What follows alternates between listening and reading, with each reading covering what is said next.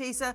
Thank you for braving the elements. What happened in court today? Diddy's team is grasping at straws once again. And I find it funny that someone that is saying now that they're trying to get black people kicked off the jury. I find it funny that Diddy is pulling the race card where literally just a month ago, he had no black people on his legal team. Again, they're grasping at straws. They're trying to turn it into, you're trying to persecute a rich black billionaire. They're trying to turn it into, this is unjust. Again, much like the mistrial motions, and every time he's actually pulled out anything dealing with race, it looks like the judge is not falling for it, and Diddy's team is in meltdown mode about it. What more can you tell me about him? Have you been watching him?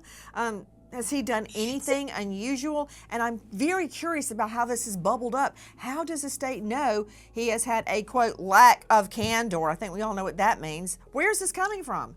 Listen, everybody is saying that it is some type of paperwork issue. Of course, if it was something more, the judge wouldn't even hear arguments. Honey, but see, N.O. And nobody's getting thrown off the jury for a paperwork issue. Okay, I don't even know what that is. You know what? But with the lack of candor, it could be something with immigration. It could be he lied about his job. But more importantly, it could be some type of link. Now, would I ever accuse a juror of doing something imprudent? Absolutely not. But you got to think about Diddy. Diddy is the one that is driving this case, and I believe Diddy is the one that is driving the prosecution or worries. Again, who exactly was Diddy nodding to? Who exactly was Diddy thinking he was connecting to? Again, at the end of the day, voir dire was fair. Okay, there you go. There you go. There you go, Tisa.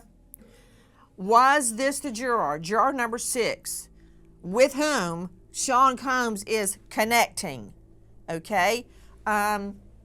That could be it. I don't know how that fits in with the claim of lack of candor. Okay, I'm going to get into the whole juror being thrown off, which could create chaos in the courtroom. I can tell you that from having challenged jurors in the past, and we've seen how trials have gone off the rails when jurors start to disappear one by one by one. Then you're in a whole world of trouble. If you run out of jurors, the case is over.